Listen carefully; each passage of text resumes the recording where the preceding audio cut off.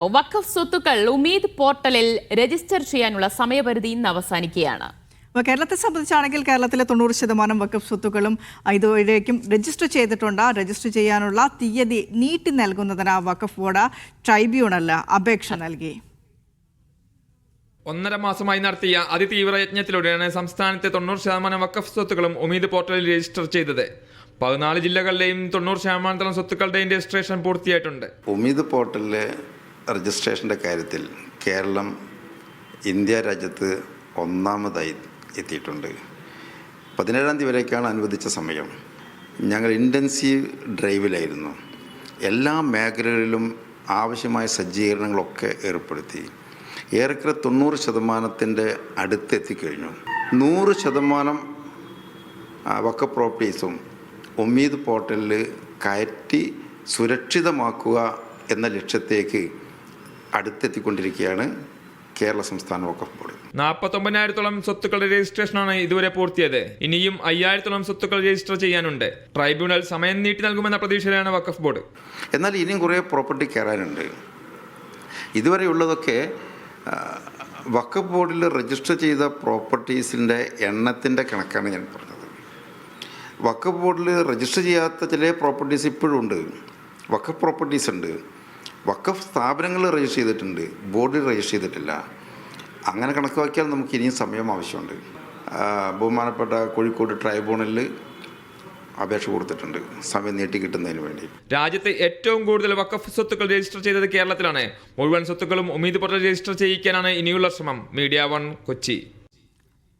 മുഹമ്മദ് റഫീഖ് കൊച്ചിയിൽ നിന്ന് ചേരുകയാണ് ന്യൂസ് മോർണിംഗിനൊപ്പം.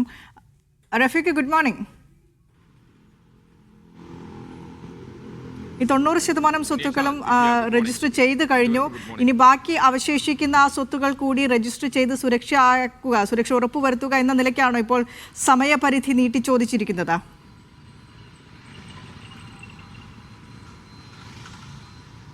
ദിവ്യ, വിനീഷ, 2025 ജൂൺ 6-നാണ് വഖഫ് ബോർഡ് വഖഫ് സ്വത്തുക്കൾ ഉമീദ് പോർട്ടലിൽ രജിസ്റ്റർ ചെയ്യണമെന്ന നിർദ്ദേശം വന്നത്.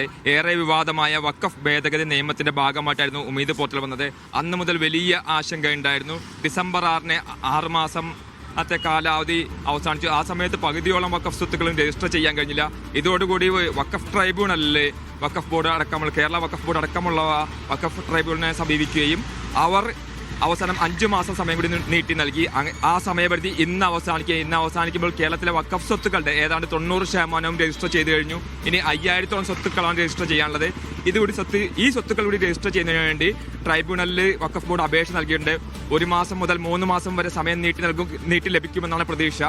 അതോടൊപ്പം തന്നെ വഖഫ് ബോർഡിൽ രജിസ്റ്റർ ചെയ്യാത്ത വഖഫ് സ്വത്തുക്കളുണ്ട്. കേരളത്തിലടക്കം അത്തരം വഖഫ് സ്വത്തുക്കളുണ്ട്. പല ട്രസ്റ്റുകളുടെയും മറ്റോ ഒക്കെ ഭാഗമായിട്ടുള്ള വഖഫ് സ്വത്തുക്കളാണ് അവ. ആ സ്വത്തുക്കളും രജിസ്റ്റർ ചെയ്യാനുള്ള ശ്രമങ്ങൾ ഇപ്പോൾ നടക്കുന്നുണ്ട്. വഖഫ് സ്വത്തുക്കൾ നഷ്ടപ്പെടും എന്നുള്ളതായിരുന്നു ഉമീദ് പോർട്ടൽ വന്നപ്പോൾ ഉണ്ടായിരുന്ന ഏറ്റവും വലിയ ആശങ്ക. എന്നാൽ 90%-ഓളം സ്വത്തുക്കളും രജിസ്റ്റർ ചെയ്യിപ്പിച്ചതോടുകൂടി കേരളത്തിൽ ഈ രീതിയിലുള്ള ആശങ്ക വലിയ രീതിയിൽ ഒഴിവാകുന്നുണ്ട്. അതേസമയം ഇന്ത്യയുടെ മറ്റ് സംസ്ഥാനങ്ങളിൽ, കർണാടക അടക്കം ഡൽഹി അടക്കമുള്ള സംസ്ഥാനങ്ങളിൽ കേരളത്തിന് അത്ര കൂടി രജിസ്ട്രേഷൻ പൂർത്തിയായിട്ടില്ല. ഈ സംസ്ഥാനങ്ങളും സമയം നീട്ടി ആവശ്യപ്പെട്ടിട്ടുണ്ട്.